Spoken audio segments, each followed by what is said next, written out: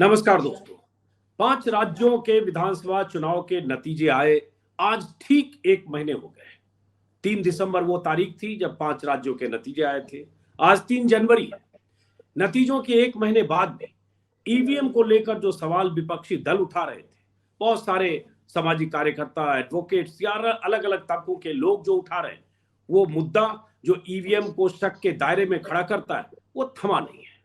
अब 1 महीने बाद भी बहुत सारे एक्टिविस्ट कह रहे हैं कि चुनाव आयोग को इसमें पारदर्शिता लाने के लिए चुनाव आयोग को सामने आना चाहिए। ईवीएम को एक तरह से टैंपरिंग प्रूफ साबित करने के लिए चुनाव आयोग को पहल करनी चाहिए। इस बीच ये भी हुआ कि इंडिया गठबंधन की तरफ से भी एक प्रस्ताव पारित किया गया कि ईवीएम मशीनों को लेकर जो शक है उसको लेकर चुनाव आयोग से कुछ प्रतिनिधि मंडल के तौर पर मिलना चाहते हैं नेता, उन्हें वक्त दिया जाए। कल जयराम रमेश की तरफ से एक चिट्ठी लिखी गई चुनाव आयोग को, जिसमें बताया गया ईवीएम और वीवीपैट को लेकर कुछ सवालों के साथ पुरानी चिट्ठियों का जिक्र भी है। बार बार ये कहा गया चुनाव आयोग से कि हम आपसे मिलना चाहते हैं, लेकिन चुनाव आयोग ने वक्त नहीं दिया।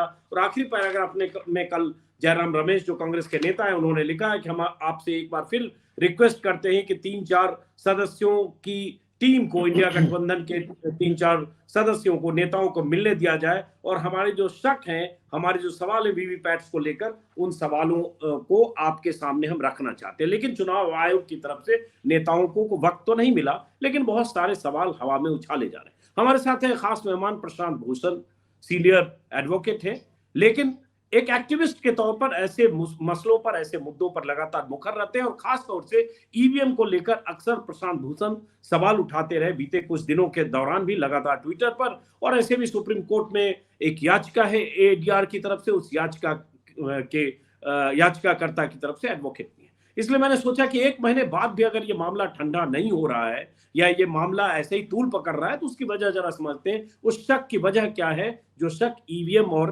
वीवीपैट पर बार बार बहुत सारे लोग जाहिर करते हैं। प्रशांत भूषण जी, पहला सवाल तो ये मैंने देखा बहुत कुछ पहले की याचिकाओं पर भी सवाल 2-4 में आगे पूछूंगा, लेकिन पहले समझने के लिए कि एक आम धारणा है, 2 तरह के लोग हैं देश में। एक बड़ा तबका है जो मोदी और उनकी पार्टी का वोटर है, जो मानता है कि हम वोट देते इसलिए जीतते हैं। दूसरा एक तबका है जो विपक्षी दलों का समर्थक है या विपक्षी दलों में उन्हें भरोसा है, उन्हें लगता है ईवीएम में गड़बड़ी है। 2 तबका बटा हुआ है। इसके बीच कहीं सच है या कहीं ऐसा है जिस पर पर्दादारी है, किसी को समझ में बात नहीं आती। और यह सवाल तब पैदा जरूर होता है जब विपक्षी दलों की हार होती है। तो आपसे समझना चाहता हूं लोग, ताकि समझें कि आपको अगर इतना शक है, जो लगातार आप ट्विटर पर लिख भी रहे, किसी के वीडियो शेयर कर रहे, उसकी बुनियाद क्या है? देखिए, ये बात सही नहीं है कि सिर्फ ऑपोजिशन वालों को शक है और बीजेपी वाले ईवीएम से बहुत खुश रहते हैं। आजकल खुश हैं, लेकिन जब वो लोग विपक्ष में थे तो वो लोग भी ईवीएम पर बहुत सवाल उठाते थे। उनके लोग भी बहुत सवाल उठाते थे और कहते थे, मांग उन्होंने करी थी कि भाई ईवीएम नहीं होना चाहिए, वापस बैलेट पेपर पर जाना चाहिए। 2009 का दौर था, अडवाणी का दौर, तब तो किताब ही लिख दी गई थी बीजेपी नेता की तरफ। जी हाँ हाँ हाँ। जीवी रामकृष्ण जो इनके आदमी हैं, उन्होंने भी पूरी किताब ही लिख दी थी इसके ऊपर की। जीवीएल नरसिम्हा जी, जीवीएल नरसिम्हा, हाँ, कि बहुत खतरनाक हैं वगैरह वगैरह। देखिए, मसला ये है कि ईवीएम में शुरू में तो जिस तरह से ईवीएम लाया गया उस समय उसमें कुछ ज्यादा सॉफ्टवेयर वगैरह शायद नहीं था, लेकिन धीरे धीरे करके उसके चिप्स बदले गए, वीवीपैट मशीन इंट्रोड्यूस करी गई, एक कंट्रोल यूनिट होता है और इसमें जगह जगह सॉफ्टवेयर भी होती है, हार्डवेयर के साथ सॉफ्टवेयर भी होती है। एक इंडिपेंडेंट पीपल्स कमीशन बैठा जस्टिस लोकुर के नेतृत्व में, और उसमें बहुत सारे बड़े बड़े लोग थे उस कमीशन में, और उन्होंने कम से कम 15 इंडिपेंडेंट एक्सपर्ट्स जो कि पूरी दुनिया से आए हुए थे, कंप्यूटर एक्सपर्ट्स, उनकी टेस्टिमनी, उनके बयान सुने, और उन्होंने आखिर में रिपोर्ट ये दी कि हाँ, ईवीएम का ये नहीं कहा जा सकता कि ये हैक प्रूफ है या टैंपर प्रूफ है, इसमें टैंपर किया जा सकता है। और सिर्फ इस आधार पर कह देना कि अभी तक डेमोन्स्ट्रेट नहीं हुआ है कि टैंपर किया गया, वो सही नहीं होगा ये सोचने के लिए कि आगे कभी टैंपर नहीं हो सकते। और उन्होंने बोला कि ये वोटर जो वोट करता है उसका पूरा वेरीफाइबल सिर्फ पेपर ट्रेल ही नहीं होना चाहिए, लेकिन वोटर को ये पता लगना चाहिए कि उसने जो वोट दिया है वही रिकॉर्ड हो रहा है। तो उसके लिए जो इंडिया गठबंधन ने लिखा है कि जो आप वीवीपैट मशीन में से जो कागज कटता है वही वोटर के हाथ में दे दिया जाए और वो बैलेट बॉक्स में डाल दे।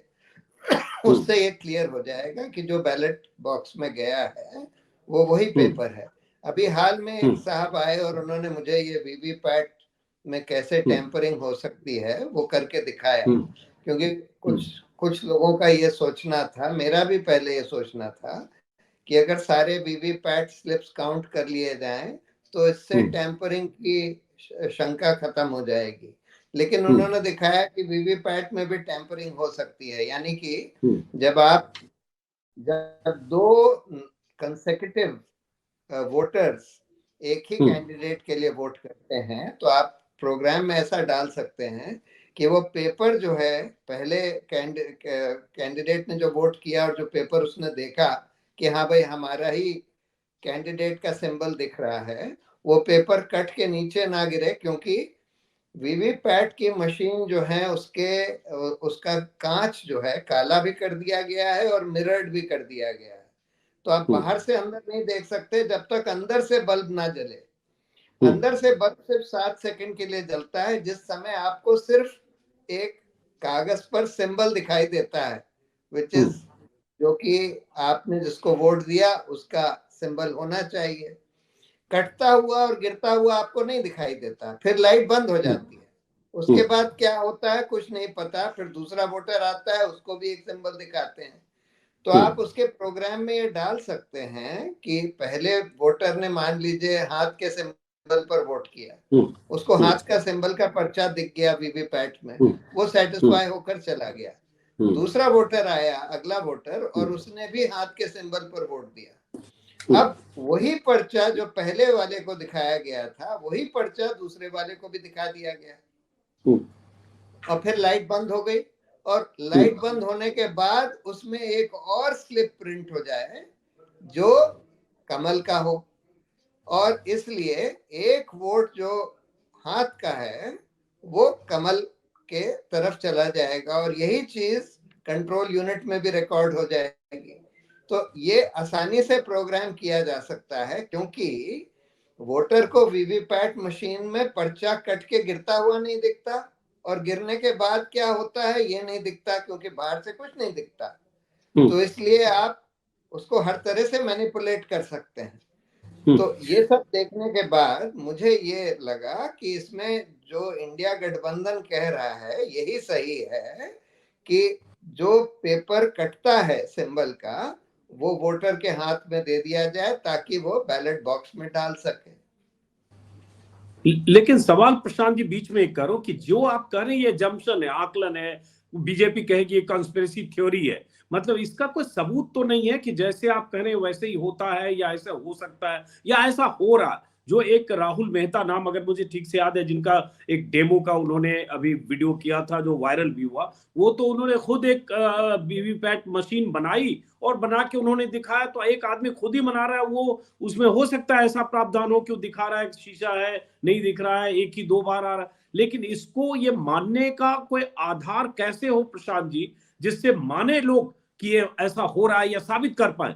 क्योंकि बार बार ये कहा जाता है ना कि 2017 में जब मौका दिया गया कि विपक्षी दल आए और साबित करके दिखाए, हैकाथन जब चुनाव आयोग ने कहा और उसमें कोई आए नहीं, अपियर नहीं हुए और साबित नहीं कर पाए। देखिए अब तो बहुत लगातार विपक्ष समय मांग रहा है और कह रहा है कि आप अपना हार्डवेयर और सॉफ्टवेयर जो आप यूज कर रहे हैं ईवीएम वीवीपैट कंट्रोल यूनिट में, ये हमको दिखा दीजिए कि हम देख सकें कि किस तरह का हार्डवेयर सॉफ्टवेयर है, उसमें किस तरह से क्या किया जा सकता है। जब इतने सारे इंडिपेंडेंट एक्सपर्ट्स पीपल्स कमीशन के सामने जाकर ये कह रहे हैं कि भाई इसमें हार्डवेयर सॉफ्टवेयर टैंपर किया जा सकता है, किया गया है कि नहीं किया गया ये अभी हम नहीं कह सकते, लेकिन किया जा सकता है। और जब इतने लोगों को इस पर शंका है और सारा विपक्ष ये कह रहा है कि भाई आप जो पेपर प्रिंट हो रहा है वो हाथ में दे दीजिए और बैलेट बॉक्स में डलवा दीजिए, तो और उस बैलेट बॉक्स के पेपर्स काउंट कर लीजिए, इसमें क्या दिक्कत है? जब जब पूरा देश के लोकतंत्र का सवाल है कि भाई लोकतंत्र कहीं हैक तो नहीं किया जा रहा और इतने लोगों को शंका है, तो इसमें क्या दिक्कत है? और इलेक्शन उसमें एक दिक्कत होगी, जो चुनाव आयोग कहेगा कि इसमें तो फिर कई दिन लगेंगे। अगर हर वोटर की पर्चियां फिर गिनी जाए तो ईवीएम मशीन हुआ नहीं ना, फिर तो एक तरह से गिनती वाला बैलेट पेपर वाली गिनती वाली वोटिंग हो गई। हाँ, तो ये तो बहुत आसानी से करी जा सकती है अगर आप उसमें वो जो साइन होते हैं पेपर पर वो लगा दें तो फटाफट काउंट हो जाएगा। जैसे किसी आप दुकान में जाते हैं तो वो स्कैन करके उसमें एक बार्स लगे होते हैं ना, बार कोड अगर आप लगा दें तो बार कोड से तो धड़ाधड़ स्कैन होकर पता लग जाएगा। और वैसे भी अगर 2 दिन और लगते हैं, पहले जब बैलेट पेपर की काउंटिंग होती थी तब तो बड़े बड़े बैलेट पेपर होते थे, फिर भी 2 दिन के अंदर सारे काउंटिंग हो जाते थे। अब तो ये छोटे छोटे स्लिप्स होंगे सिंबल्स के, उन स्लिप्स को काउंट करने में और भी कम समय लगेगा।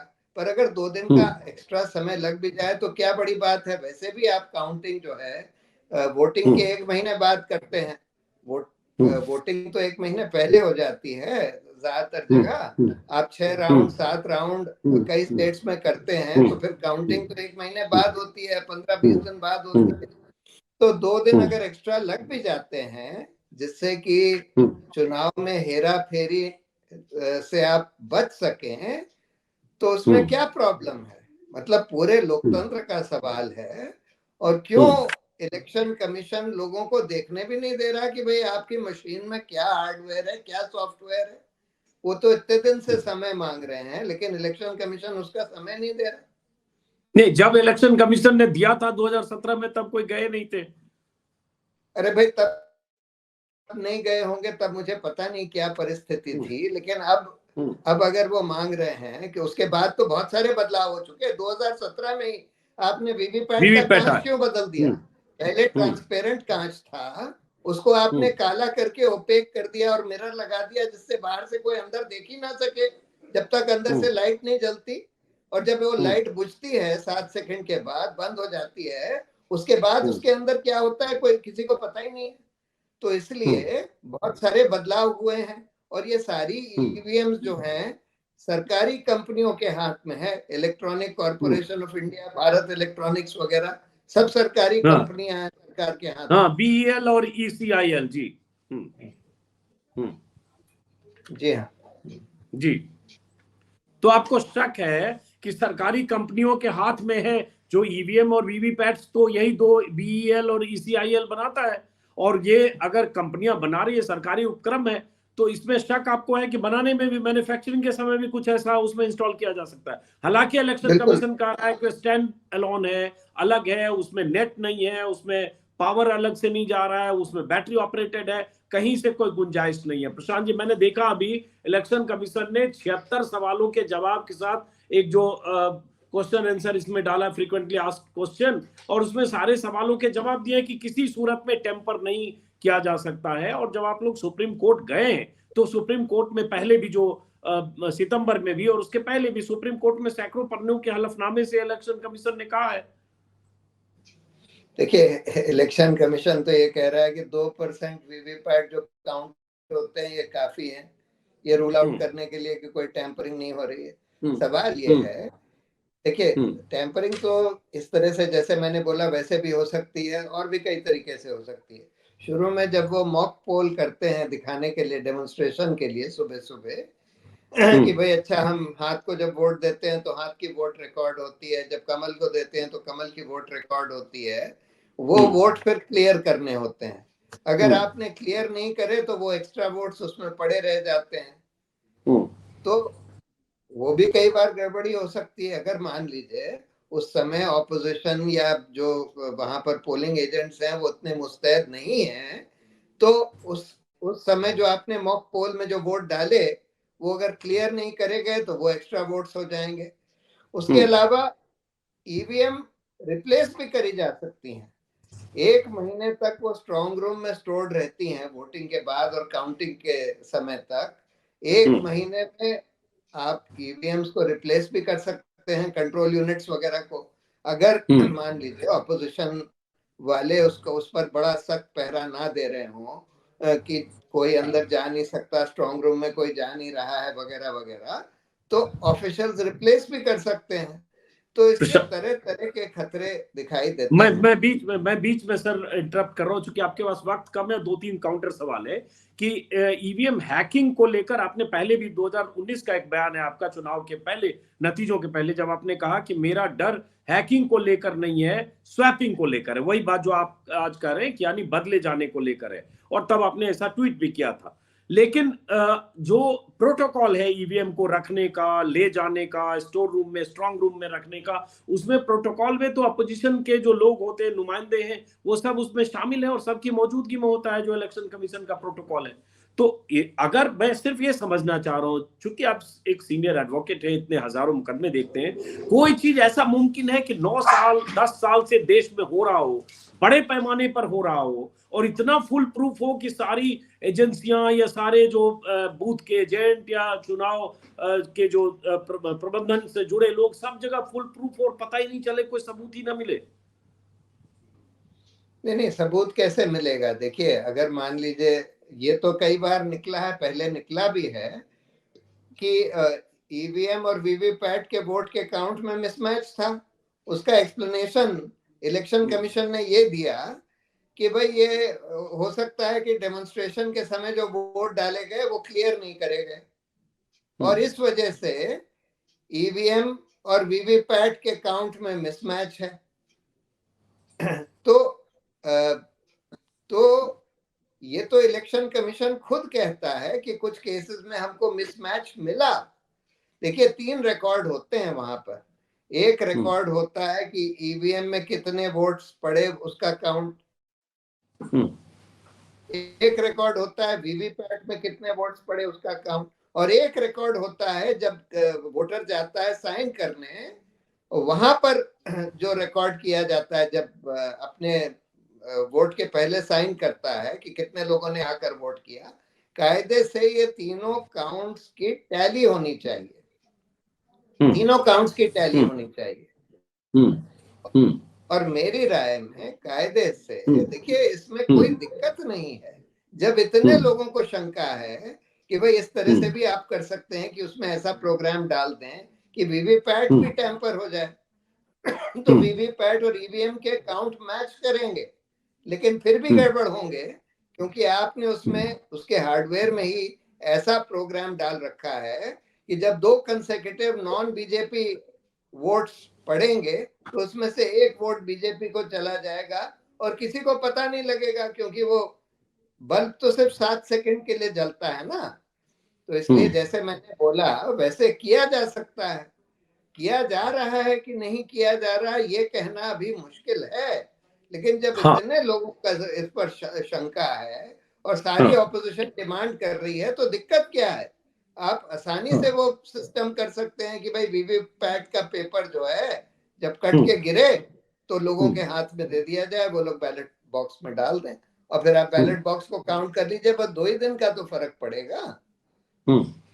आपने कहा इसमें दिक्कत क्या है? चुनाव आयोग की तरफ से जो चाहे सुप्रीम कोर्ट में हलफनामा दिया गया, चाहे अभी कई पन्नों का जो 76 सवालों का फ्रीक्वेंटली आस्क्ड क्वेश्चन का आंसर है, चुनाव आयोग ने जो अपने वेबसाइट पर अपडेट कर दिया है, उसमें जो चुनाव आयोग की तरफ से कहा गया है, उन सब से लगता है कि चुनाव आयोग किसी भी सूरत में वीवीपैट या ईवीएम के शक शुबे को मानने तो छोड़िए, उस तरह की पारदर्शिता जैसी विपक्ष चाहता है कि उन्हें ईवीएम दे दिया जाए, या कुछ लोग कह रहे हैं कि कुछ ईवीएम दें और उनके इंजीनियर्स जाकर उसको हैक करके दिखाएं, उस तरह की स्थिति के लिए चुनाव आयोग तैयार नहीं होगा। तो फिर क्या उसके बाद उपाय बचता है? क्योंकि ये सवाल बार बार बीजेपी की तरफ से होता है ना कि जब हारते हैं तब ये सब ईवीएम का रोना रोने लगते हैं। अभी हार गए तो ईवीएम का रोना, 18 में हारे तो ईवीएम का रोना, 19 में हारे तो ईवीएम का रोना। तो ये सवाल उठता है कि हारने के बाद ये सारे सवाल उठता है। हाँ, ठीक है, जब बीजेपी हारती थी तो वो भी यही रोना रोती थी। देखिए ऐसा है कि जो हारता है उसको शक होता है, और ये शक कितना सही है या नहीं सही है ये अभी डेमोन्स्ट्रेट नहीं किया जा सकता। लेकिन इतने सारे देशों ने, जर्मनी ने, यूरोप में ज्यादातर देशों ने, अमेरिका में भी ज्यादातर स्टेट्स में, अभी हाल में बांग्लादेश में, सब ने ईवीएम को नकार दिया। ईवीएम लगाने के बाद नकार दिया, वापस पेपर बैलेट पर आ गए। क्यों? जर्मनी में तो वहां के कॉन्स्टिट्यूशनल कोर्ट ने आदेश दिया कि भाई ये बड़ा खतरनाक है, हम इस तरह के ईवीएम नहीं यूज कर सकते, हमारी पूरा लोकतंत्र हैक किया जा सकता है। तो इसलिए इसमें दिक्कत क्या है? जब इतना लोगों को शंका है और आप आसानी से ये सिस्टम कर सकते हैं कि वो जो बैलेट की वो जो स्लिप गिरती है वीवीपैट की, वो लोगों के हाथ में दे दें और वो लोग बॉक्स में डाल दें, तो इसमें क्या दिक्कत है? तो ये क्यों नहीं करते, और क्यों नहीं ये दिखाने के लिए तैयार हैं इलेक्शन कमीशन?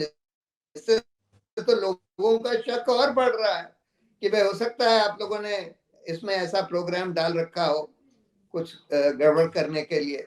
हो सकता है आप लोग ईवीएम को रिप्लेस भी कर देते हैं, पता नहीं क्या क्या कर सकते हैं।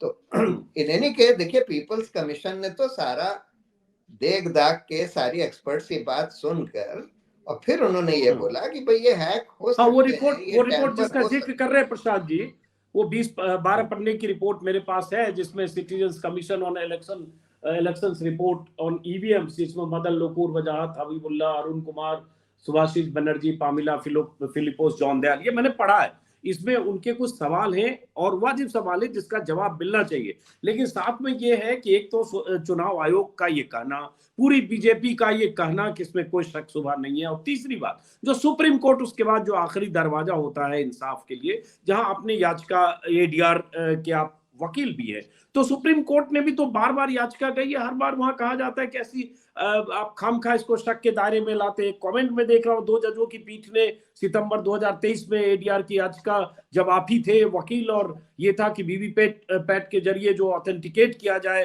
हर पर्ची को, तो जस्टिस का कमेंट है कि प्रशांत भूषण जी, ये मुद्दा आप कितनी बार उठाएंगे, इसमें कोई जल्दबाजी की जरूरत नहीं है, हम सुनवाई करेंगे। चुनाव उस बीच हो भी गए, तो सुप्रीम कोर्ट भी याचिकाएं खारिज करता रहा है। ये सुप्रीम कोर्ट क्या करता है क्या नहीं करता उसके बारे में कुछ कहा नहीं जा सकता, लेकिन मेरा ये मानना है कि अगर शक है इनके बारे में, जो कि ऑपोजिशन पार्टीज को है, तो ये हमारे लोकतंत्र की जो इंटेग्रिटी है ये बहुत जरूरी है। और इसके लिए अगर ऑपोजिशन को ये भी कहना पड़े कि भाई अगर आप ये बात नहीं मानेंगे जो हम कह रहे हैं, या तो आप हमारे इंडिपेंडेंट एक्सपर्ट्स को उसका सारा हार्डवेयर सॉफ्टवेयर चेक करने दीजिए ईवीएम्स का, और या फिर आप ये कागज हाथ में देकर बैलेट बॉक्स में डालने दीजिए, और नहीं तो फिर हम चुनाव का बॉयकॉट करेंगे। मुझे ये लगता है कि ऑपोजिशन को यहाँ तक जाने की जरूरत है कि वो बोलें कि फिर हम ठीक है, फिर हम इलेक्शन का बॉयकॉट करेंगे, हम नहीं पार्टिसिपेट करेंगे। फिर सारी ऑपोजिशन पार्टीज को मिलकर ये कहना चाहिए। मतलब आप कह रहे हैं जो 3 महीने बाद लोकसभा चुनाव हो रहे हैं, उस लोकसभा चुनाव के पहले अगर चुनाव आयोग ने ये मांग नहीं मानी कि वीवीपैट की सारी पर्चियों की मैनुअल गिनती हो, तो बहिष्कार कर दे चुनाव का? हाँ, मुझे ये लगता है कि उनको कम से कम ये करने की जरूरत है। आखिरी सवाल है कि कम है। हाँ जी जी, पूरा कर लीजिए बात जी। मुझे ये लगता है कि अगर सब लोग जोर की और इच्छा शक्ति के साथ ये बात बोलेंगे तो फिर चुनाव आयोग को और सरकार को भी झुकना पड़ेगा। आखिरी सवाल, फिर जो एक जनता है जो 22 करोड़ वोटर बीजेपी के हैं, जिन्होंने अभी भी जिताए बीजेपी को 3 राज्यों में, लोग देश में ऐसा माहौल बीजेपी बनाएगी कि ये देखो चुनाव तक से डर गए, इन्हें भरोसा नहीं है, अब ईवीएम पर ठीकरा फोड़कर चुनाव के बहिष्कार का ऐलान कर रहे हैं? नहीं, ठीक है, वो कुछ भी बनाते रहे, लेकिन वो देखिए, मेरा ये मानना है कि इस देश की ज्यादातर जनता आज ये ईवीएम को शक के नजरिए से देखती है। मैं भी जो देख रहा हूँ सोशल मीडिया वगैरह पर, मुझे लगता है कि अधिकतर लोग ईवीएम को शक की नजर से अब देख रहे हैं। और इसलिए ज्यादातर लोग ये मानेंगे कि भाई ये ठीक है, ईवीएम अगर ये लोग इसी तरह से चुनाव कराना चाहते हैं तो ठीक है, फिर बॉयकॉट ही करना चाहिए, क्योंकि फिर तो आप चुनाव को पूरा मैनिपुलेट कर सकते हैं, फिर चुनाव कंटेस्ट करने से क्या फायदा। आखिरी सवाल, सुप्रीम कोर्ट में क्या स्टेटस है सर उस याचिका की, एडीआर की याचिका? आई थिंक 12 या 13 तारीख को, शायद 13-14 तारीख को शायद उसका नेक्स्ट डेट लगी है, समथिंग लाइक दैट। चलिए, बहुत बहुत शुक्रिया प्रशांत जी, चूंकि आपने 20-22 मिनट का वक्त दिया था, लेकिन इस पर बातचीत हम फिर आगे करेंगे। बहुत बहुत शुक्रिया प्रशांत भूषण जी इस मुद्दे पर बात करने के लिए। ईवीएम पर सवाल अपनी जगह है, चुनाव आयोग का जवाब अपनी जगह है, लेकिन विपक्षी दलों के शक शुबे का क्या चुनाव आयोग भरोसा देता है, या कोई ऐसी बात चुनाव आयोग करता है, या ऐसी मीटिंग होती है, इसका हमें इंतजार करना होगा। बहुत बहुत शुक्रिया सर, नमस्कार।